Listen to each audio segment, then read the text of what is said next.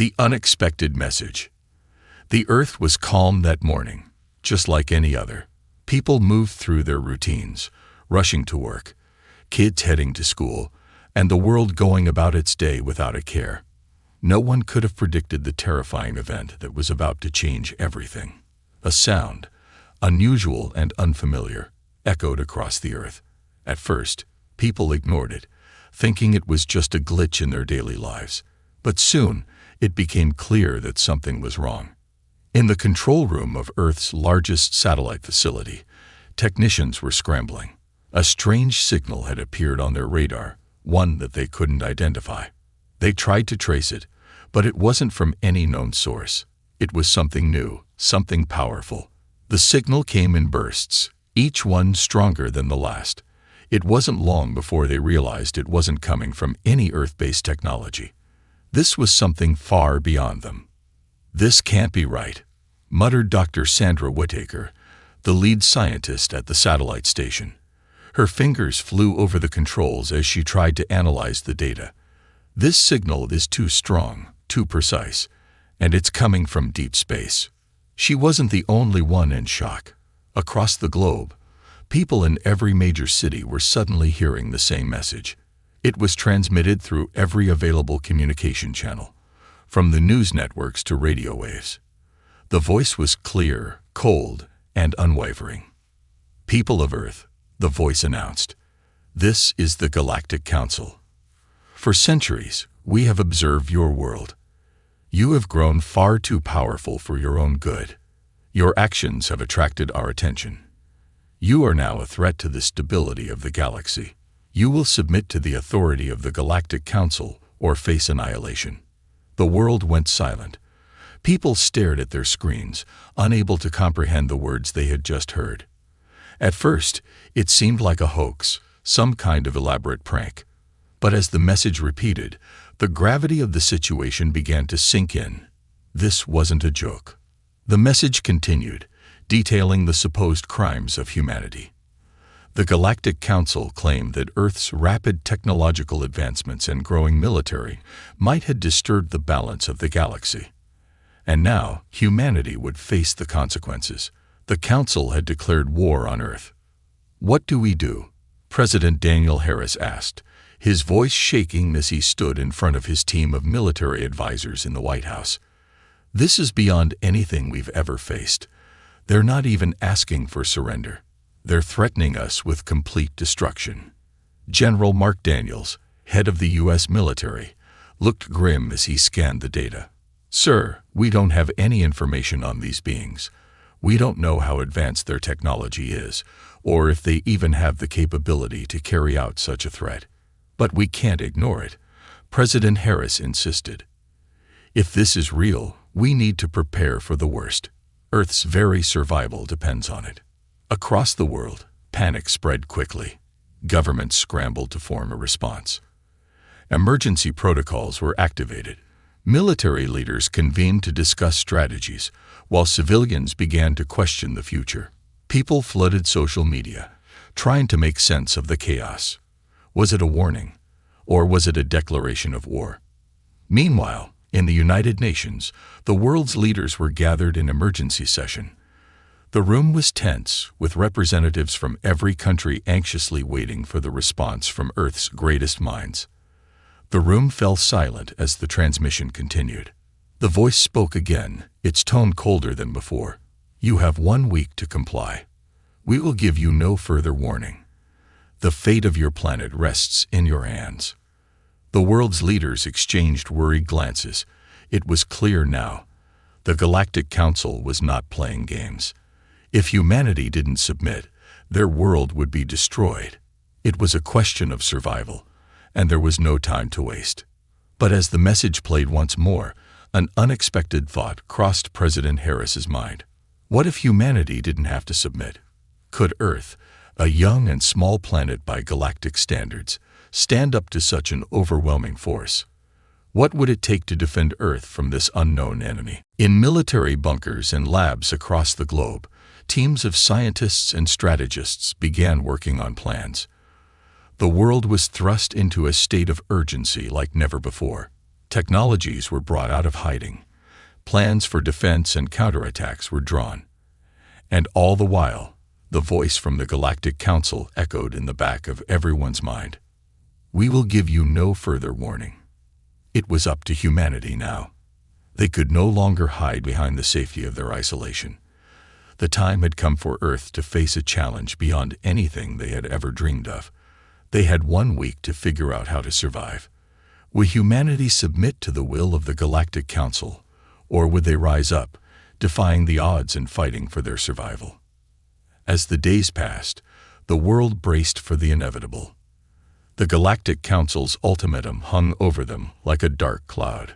But in the hearts of Earth's people, a flicker of resistance was starting to burn. Humanity wasn't going down without a fight, and whatever this council was, they would soon learn just how far Earth would go to protect its future. The silence that followed the Galactic Council's message was deafening. For the first time in history, Earth's inhabitants were united by fear of an unknown threat. The usual divisions between countries and cultures, politics and religions, disappeared in an instant. The message was clear, and it was a declaration of war. Humanity had 1 week to respond, and time was running out. In the bustling halls of the United Nations, leaders from across the globe gathered in an emergency summit. The weight of the situation was suffocating, and every one of them felt the pressure. They knew that humanity's survival depended on their decisions in the next few days. If they failed, Earth would be no more. President Harris, seated at the head of the table, looked out at the faces of the world's most powerful leaders. Every country was represented, from the superpowers to the smallest nations, all united in one goal: survival. There was no room for disagreement now, no time for politics. The only question was how they would fight back. General Mark Daniels, the U.S. military's top officer, was the first to speak. We know little about these beings or their technology. We don't even know where they are. But what we do know is that they have the power to destroy us without even stepping foot on our planet. His voice was grim, but there was a determination in his eyes. He didn't need to say it aloud. Every person in that room understood. Earth was in mortal danger. The Russian representative, Prime Minister Vasily Orlov, was next. We cannot wait to find out what they have planned. We need to start preparing immediately. We should deploy every weapon system we have, send our best scientists to work on countermeasures, and begin mass evacuations. There's no time to waste. I agree, President Harris said, his voice steady but with a hint of uncertainty. But we also need to know what we're up against. We don't even know if these beings are capable of engaging in physical combat. What if their technology is beyond anything we can comprehend? A tense silence filled the room. Every leader in the room understood the dilemma. They were facing an opponent who seemed to exist on a completely different level. Was there anything they could do to fight back? The Chinese representative, Minister Lai Wei, stood up and addressed the room. We must approach this with caution. We need to understand their intentions. Why are they targeting us? If they've been watching us for centuries, they must have a reason. Perhaps there's a way to reason with them. There's no time for diplomacy. General Daniels snapped, his patience wearing thin. We're talking about an enemy that has already declared war. What if they're planning to destroy us before we even have a chance to respond? President Harris held up a hand to calm the room. We're not here to argue. We're here to make a decision. We need to start preparing immediately, but we also need to find out more about our enemy. The leaders nodded in agreement. The first step was clear: gather information. But how? Back in the United States, Dr. Sandra Whittaker, the lead scientist at the Earth Satellite Research Facility, had been working nonstop ever since the Galactic Council's message came through. She was one of the few who had witnessed the signal firsthand, and she was determined to uncover as much as she could. It's unlike anything we've ever seen, she explained to her team. This signal isn't just some random noise. It's intelligent. It's been intentionally sent to us, and it's coming from somewhere deep in space. Her team worked tirelessly, trying to decipher the signal. But no matter how hard they tried, they couldn't crack it. The signal was too advanced, too complex. But they weren't giving up. Dr. Whittaker knew that finding a way to understand this message was the key to humanity's survival. If they could find out more about the Galactic Council, who they were, where they were from, and what they wanted, they could figure out how to fight back. Meanwhile, in military command centers around the world, armies were mobilizing. Satellites were being launched, and spy drones were sent to scan the skies for any sign of the enemy. Governments prepared for the worst, but the question remained, what would they be facing? The clock was ticking. Earth's leaders knew they couldn't afford to wait. The Galactic Council had given them 1 week, and now they had to use every second. The next few days would decide the fate of the planet. But there was something else stirring in the hearts of humanity. It wasn't just fear. It wasn't just panic. There was a growing sense of determination. People weren't just hiding in fear of annihilation. They were ready to fight back. Across the globe, soldiers, scientists, engineers, and ordinary people alike were working together to find a way to survive, to turn the tide. And in the quiet corners of the world, stories began to spread. Tales of the unrelenting spirit of humanity, of people who would never back down, no matter the odds.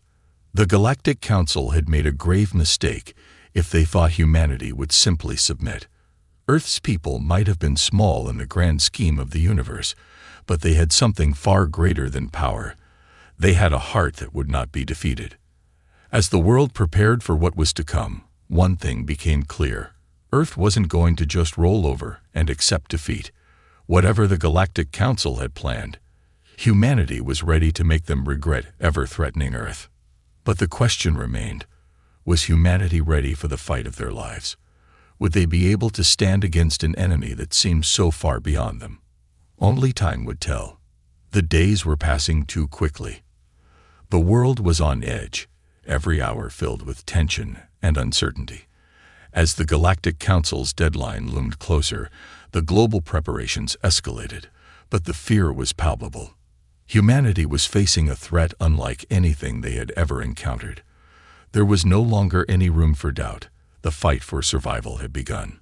In the United States, President Harris was briefed on the latest developments in the global efforts. Military forces were on high alert, and scientists from every country were working together, pooling their resources and knowledge. It was the largest cooperative effort in human history, and everyone knew that this was their final chance. On the ground, panic and fear were beginning to spread among the citizens.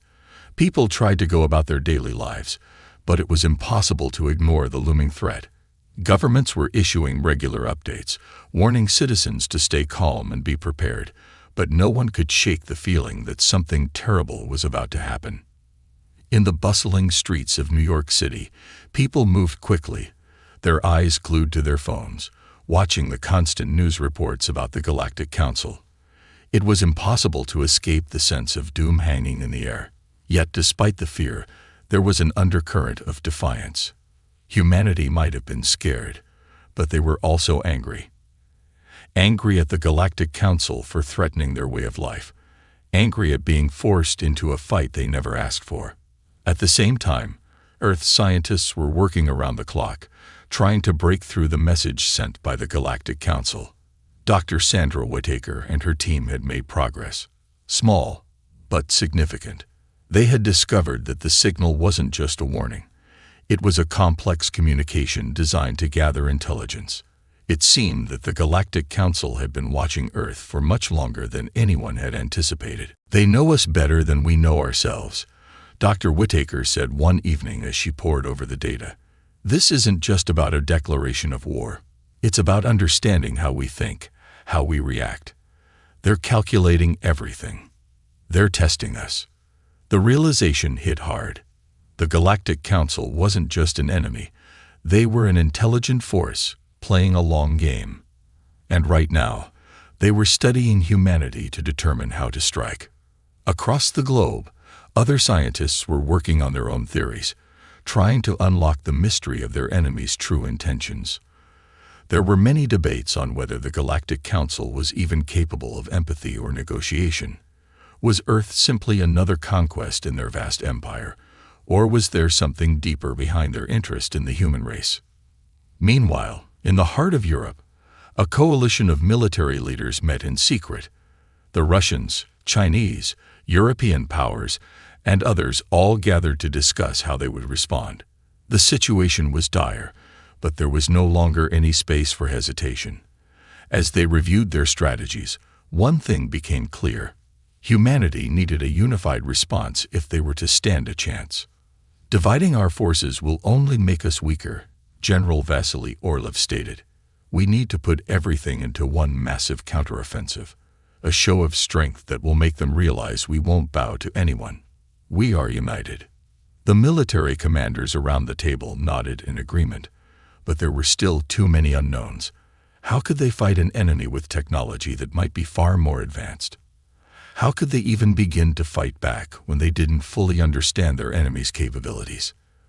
President Harris addressed the summit via video call. We cannot be defeated by fear. Our best weapon is our determination. If we stand united as one planet, we can win this. But the war wasn't just being fought in the military command centers or labs. The heart of the resistance was being built in the streets, in the minds of ordinary people. Every day, humanity's resolve grew stronger. Communities rallied together.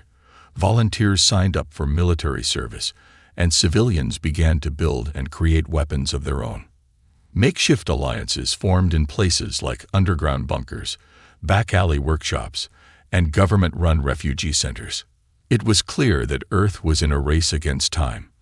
The Galactic Council's deadline was approaching, and despite the efforts, they had not yet found a way to strike first.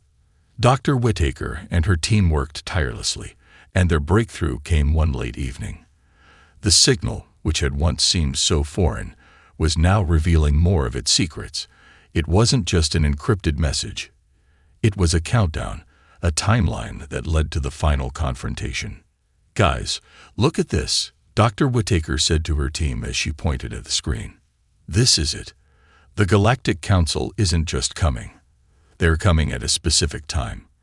They want something from us, and they're preparing to make their move soon. The discovery spread like wildfire across the world. It was a small victory, but it gave humanity something they hadn't had before. Hope. There was a chance that they could anticipate their enemy's next move, a chance to turn the tables and gain the upper hand. But the countdown was real. The Galactic Council's war machine was already in motion. The question was, would humanity be ready in time? As the days ticked by, the world held its breath. Could the power of human unity, creativity, and resilience overcome the overwhelming odds? Would Earth rise to the challenge, or would it fall, just as so many had feared? One thing was certain, this was only the beginning, and Earth's fight for survival was far from over. The tension across the globe had reached a breaking point. As the Galactic Council's deadline drew closer, Earth's nations found themselves on the edge of a precipice. The fear of invasion weighed heavily on every nation. And yet, amid the anxiety, something remarkable was happening. Humans were beginning to unite in a way never seen before. Across the continents, governments issued frequent updates, and the media covered every move the Galactic Council made. Every nation, from the largest superpowers to the smallest countries, put aside their differences and began working together, pooling resources and knowledge. For the first time in history, Earth seemed like a single entity, and its people were ready to stand as one. But despite the growing unity, the threat of the Galactic Council loomed like a storm cloud on the horizon. The deadline was drawing near, and no one knew what to expect. Would the Council fulfill their ominous threat, or was there still a chance for humanity to avoid the worst? The United States was on high alert. The military was mobilizing its forces, preparing for a war that none of them had anticipated. President Harris, along with the world leaders, had signed an emergency declaration, marking a state of global readiness. From space stations to underground bunkers, humanity's preparations for war were visible everywhere. Every corner of the world was bracing for what would come next. Meanwhile, in Europe, General Vasily Orlov was working tirelessly to coordinate the global response. His team had been analyzing every piece of intelligence gathered, looking for any clue that could help them prepare for the battle. Their best hope lay in deciphering the Galactic Council's next move. In an emergency meeting with global military leaders, General Orlov stood before a large screen, displaying maps and data from the intelligence reports. "Our greatest advantage," he began, his voice steady but urgent, "is our ability to adapt quickly. The Galactic Council may be technologically superior, but we have something they don't: unpredictability. They don't understand human ingenuity. That's how we'll fight back." The leaders listened intently, hanging on his every word. In a world so overwhelmed by uncertainty, Orlov's leadership gave them something to hold on to: hope. They didn't know how this would play out, but they knew one thing for sure: they wouldn't go down without a fight. Far from the command centers and government meetings, on the streets of every major city, ordinary people were preparing for war in their own ways. Shopkeepers and teachers, engineers and doctors. They all knew their world was about to change forever. Volunteers began signing up for military service in droves, determined to protect their homes and families. In underground workshops, people were creating their own weapons, building makeshift armor, and fortifying homes. In the aftermath of the discovery of the Galactic Council's countdown, the sense of urgency only grew. Time was running out. Dr. Sandra Whittaker and her team had made another breakthrough that sent shockwaves through the scientific community. They had found a way to partially decode the Galactic Council's technology. It wasn't a complete solution, but it was enough to give them hope. If they could reverse engineer the technology, they might just have a chance to fight back. "This is it," Dr. Whittaker said one night, her voice full of excitement and fear. "We can weaponize their technology. It's not perfect, but we can use it. We just need more time." The race against time was on, and the world's scientists worked round the clock, knowing that the fate of humanity rested in their hands.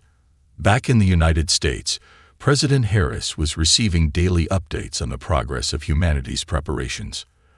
Though the world's people were united, the reality of the situation was still overwhelming. How could a planet of billions fight an enemy with seemingly limitless resources? The Galactic Council's fleet was far superior, and their technology was far more advanced than anything humanity had ever seen. President Harris paced back and forth in the Oval Office, her thoughts racing. "We need a plan. A real plan. Something that can turn the tide in our favor," she muttered to herself. Her advisors were silent, waiting for her next move. One of the senior advisors, Admiral Thomas Calloway, stepped forward. "Madam President, there's one thing we haven't considered: our own ability to innovate under pressure. The Galactic Council may have advanced technology, but we have something else. We have our people. Humanity has always thrived under adversity. We don't know how to quit." Her eyes narrowed with determination. "You're right, Admiral. We will not quit. We will fight, and we will fight with everything we have." The following days were filled with strategic meetings, military drills, and finalizing the plans to defend Earth. Across the globe, military units began practicing their coordinated responses. They knew that the Galactic Council would strike at any moment. But humanity was no longer paralyzed by fear. The fear had transformed into something else, something powerful: resolve. And then the news came. The Galactic Council's deadline had arrived. The world held its breath as the skies remained silent. The Galactic Council had not launched their attack.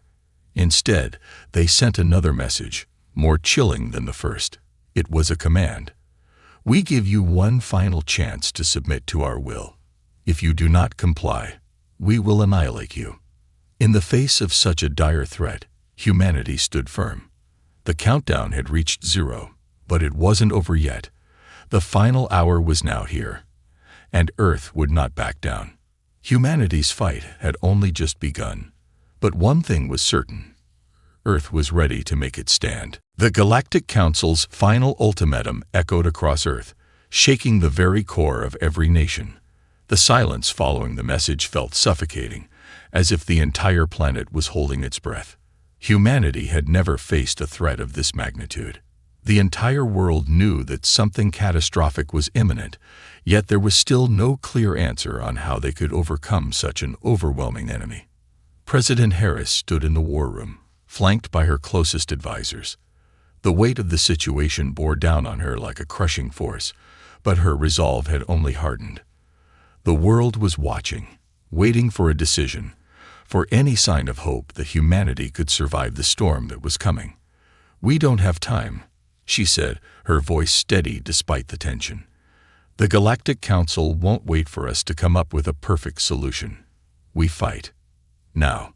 The generals and scientists around the table exchanged uneasy glances. They had seen the Council's fleet in action, and the truth was clear. Earth's military was no match for the sheer power of the alien armada. Their weapons were nothing short of destructive, and Earth's most advanced technology seemed like little more than toys in comparison. General Orlov, standing by a map of Earth, was the first to speak. "We don't have the luxury of time to build a miracle. But we have what they don't, our resilience and our creativity. We can outsmart them. We can find a way." The room fell silent as the world's leaders began to formulate a plan. It wasn't going to be easy. It wasn't going to be pretty. But humanity had one thing the Galactic Council could never predict: unpredictability. Across the globe, people were preparing. Cities that had once been peaceful were now bristling with military activity.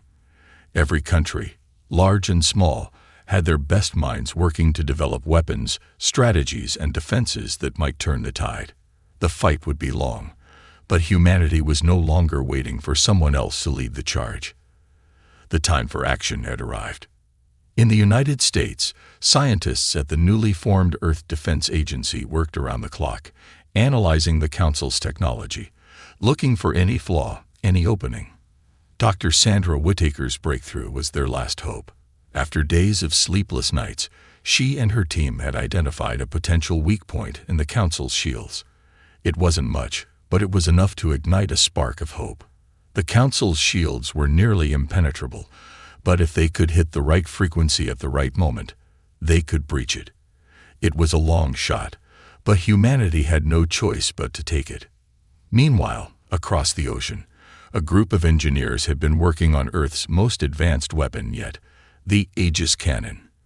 If they could perfect it in time, it would be Earth's best chance at striking back at the Council's fleet. The cannon was an experimental energy weapon that harnessed the power of Earth's resources in ways never before thought possible. It was dangerous, unpredictable, and in many ways, untested. But desperation had driven Earth's best minds to push the limits of what was considered possible. As the final hour approached, the world's eyes turned to the skies. Satellites monitored the movement of the Galactic Council's fleet, which had grown larger by the day. No longer was it just one fleet. Multiple armadas had appeared, seemingly surrounding Earth from all sides. The message had been clear. The Council was ready to end humanity's existence. In the final moments before the expected invasion, President Harris made an announcement to the world. "We stand united.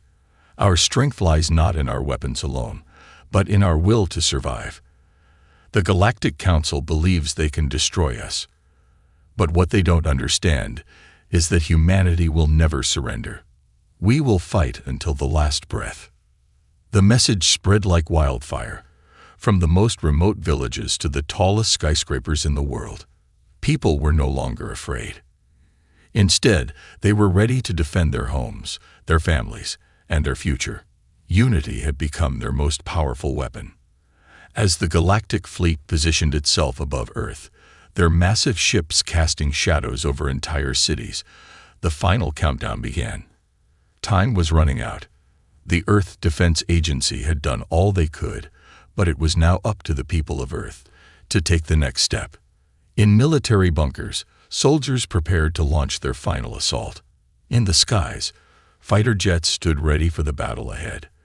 And in laboratories, scientists were nervously monitoring their calculations, praying that the weapon they had created would work. And then, without warning, the sky darkened, and the first wave of the Galactic Council's fleet descended upon Earth. The ground shook as massive ships entered the atmosphere, their engines roaring like thunder. The time had come. The battle for Earth had begun. But humanity, fueled by desperation and courage, stood tall. The weapons, the strategies, and the plans had been set in motion. The fight was far from over, and Earth was ready to show the Galactic Council just what humanity was capable of. Earth had never faced a greater threat, but it had also never been more united. The countdown to destruction had ended, but the countdown to humanity's survival had just begun. The question was no longer whether Earth would survive, but how Earth would fight back. And in that moment, one thing was certain: humanity would never go down without a fight. The roar of explosions filled the air as the first wave of the Galactic Council's fleet descended upon Earth's atmosphere. The sheer scale of the invasion was terrifying. Dozens of massive ships, each one capable of destroying entire cities with a single strike, now hung like ominous giants over the planet. But beneath the sky, humanity's response was swift, resolute, and filled with purpose. In the control room of the Earth Defense Agency, the lights flickered as alarms blared, signaling that the battle had officially begun. The countdown to launch had ended, and every system was activated. The Aegis cannon, the most advanced weapon humanity had ever built, was now their last hope. Scientists and military officers worked in unison, monitoring every detail. The fate of the planet rested on the fragile shoulders of their preparations. General Orlov stood by the large holographic display, his face hardened with determination. "The Council thinks they can crush us in one swift move.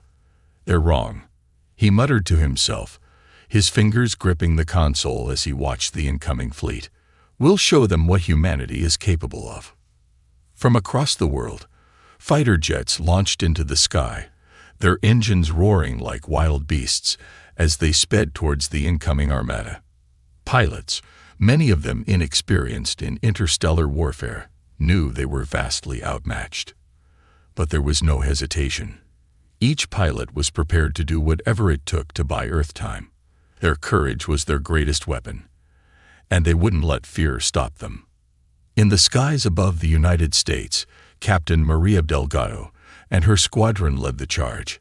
They'd been trained for years to face the unimaginable, but nothing had prepared them for this moment. Still, she felt the weight of responsibility. It wasn't just her life at stake. It was the lives of every single person on Earth. "Stay close, team," she ordered over the radio, her voice calm despite the chaos around her. "We're buying time for the Aegis cannon. Nothing else matters." With that, the squadron dove into the fray. The Galactic Council's fleet was massive, but the human pilots had a different strategy. They attacked with speed and agility, weaving in and out of the larger ships, avoiding their fire and striking whenever they found an opening. It wasn't enough to destroy the enemy, but it was enough to frustrate them. And that, in itself, was a victory. Back on the ground, the battle was just as fierce. Military forces worldwide had mobilized to defend key cities and installations. Tanks rolled through the streets, missile defense systems fired into the sky, and soldiers took their positions, ready to fight to the last man. The Galactic Council's ships fired down upon Earth, releasing devastating beams of energy that obliterated entire buildings in an instant. The world's cities were in flames, but humanity's resolve was unbroken. The Aegis cannon, the last hope for Earth's defense, had been positioned in a secret location in the heart of the Earth Defense Agency's base. The scientists worked frantically to calibrate the weapon, while soldiers stood guard, preparing for the worst. Dr. Sandra Whittaker, the lead scientist, felt the pressure mounting as the seconds ticked away. "Once we fire the Aegis cannon, there's no turning back," Dr. Whittaker said, her voice tense. "We need to hit their fleet at the right frequency, or all our efforts will be for nothing." With the targeting system locked in, the Aegis cannon's massive barrel began to glow with a bright blue energy. The weapon had never been used before, and it was entirely untested. But there was no time for doubt. The future of humanity rested on a single shot. "Target locked," came the voice of Lieutenant Collins, the commander in charge of the cannon's operation. "Ready to fire." Outside, the sky was filled with fire and destruction as the battle raged. Fighter jets clashed with the galactic ships, explosions lighting up the heavens. Earth was under attack, and humanity's survival depended on the outcome of this one shot. "Fire," Dr. Whittaker commanded. The Aegis cannon roared to life. A massive bolt of energy surged forward, slicing through the atmosphere with a deafening crack. It collided with one of the Galactic Council's capital ships, and for a moment, everything went still. The beam held its place for a brief second before the ship's shields flickered and failed. The energy weapon pierced the hull, creating an explosion that shook the ground below. The fleet fell into chaos as the weapon's impact shattered the enemy's defenses. The massive ship was crippled, its massive form now a twisted wreck in the sky. Humanity had landed their first blow. But the victory was fleeting. The remaining ships in the fleet began to regroup, and the Council's retaliation was swift. Laser beams fired from all directions, and Earth's defenses, though strong, were now facing the full fury of the invaders. In the midst of the chaos, General Orlov's voice rang out over the intercom. "The battle has just begun, but we've made a dent. Keep pushing. Keep fighting. The Aegis cannon is our advantage, but we need to keep them distracted long enough to use it again. We are Earth's last line of defense." Across the planet, the human forces fought with everything they had. The Council may have underestimated humanity's strength, but now they were learning the hard truth: Earth would not go down without a fight. The battle for survival had only just begun. With the Aegis cannon firing once again, humanity's resilience, creativity, and courage were beginning to show through. The Galactic Council had underestimated Earth, and they were about to learn that when humanity is pushed to the brink, they become a force to be reckoned with. The atmosphere above Earth had become a chaotic battlefield, filled with flashes of light, deafening explosions, and the relentless hum of military engines. The Galactic Council's fleet, battered but still formidable, continued its assault, unrelenting in its attempt to crush humanity. But Earth wasn't done fighting, not by a long shot.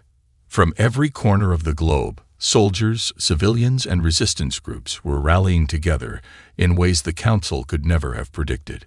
Communication lines between military forces remained open, as human ingenuity and determination flowed through every strategy. There was no room for fear. Humanity had already faced the worst. Now, they were ready to finish what had been started. In the control room of the Earth Defense Agency, General Orlov stood at the center, his hands gripped firmly on the console. His gaze was fixed on the monitors, tracking the movements of the galactic fleet. The battle was far from over, but they had the advantage now. The Aegis cannon had proven to be their strongest weapon, and it had already brought down one of the Council's flagship warships. But they would need more time to reload it, time they didn't have. "Where is that reinforcements fleet?" Orlov muttered under his breath, frustration creeping into his tone. "We need more ships, more fighters." Behind him, Lieutenant Collins, who had been overseeing the Aegis cannon, walked over. She had been monitoring the status of their most powerful weapon closely. "General, the cannon is still being recharged," she said, her voice tense but resolute. "We're going to have to hold them off long enough to give it time to power up again. We can't stop now." As Orlov nodded, he glanced at the tactical map on the screen. The fleet had regrouped, and a new wave of ships was descending on Earth. The Council had clearly underestimated the human spirit, and now they were coming for the planet with everything they had. The next few hours would decide the fate of Earth and the future of humanity. Meanwhile, in the skies above the Pacific, Captain Maria Delgado's squadron was in full combat mode. The pilots had already been through the unthinkable, and yet they flew with courage and precision that seemed to transcend normal human limits. Their mission was simple: to distract the Council's forces long enough to ensure that the Aegis cannon had time to recharge. "Form up," Maria's voice rang out over the radio as she led her squadron into the heart of the battle. "We don't stop until they're off our planet." Her team dove into the fray, their fighter jets zigzagging through the battlefield at breakneck speeds. The galactic ships were massive, powerful, and heavily armored, but humanity had one advantage they had always relied on: adaptability. The pilots weaved and dodged through laser fire, striking at vulnerable spots on the enemy ships. Every successful hit, every near miss, every deflection of a powerful laser made their spirits soar. They were doing more than just surviving. They were actively contributing to Earth's defense. The Council's ships, which had once seemed invincible, were beginning to show signs of damage. On the ground, the situation was just as intense. The cities were being torn apart by the relentless fire from above, but the people had not given up. Resistance groups, once isolated, were now working together to fight off the invaders. Local militias had been organizing, using guerrilla tactics to strike at Council forces from the shadows. The United Nations had been fully mobilized, with military leaders coordinating efforts across the globe to protect civilians and mount counterattacks. The defense lines weren't just holding, they were pushing back. The Galactic Council, used to planets falling in a matter of hours, was starting to feel the pressure. Yet it wasn't just military forces that were changing the tide. Humanity's technological innovation was on full display. Engineers, scientists, and tech experts around the world were rapidly deploying new weapons, tools, and systems to help in the fight. Makeshift drones took to the skies, firing laser bursts and dropping supplies where they were needed most. The ingenuity of Earth's people, once dismissed by the Council as primitive, had become their greatest strength. And then, the Aegis cannon recharge.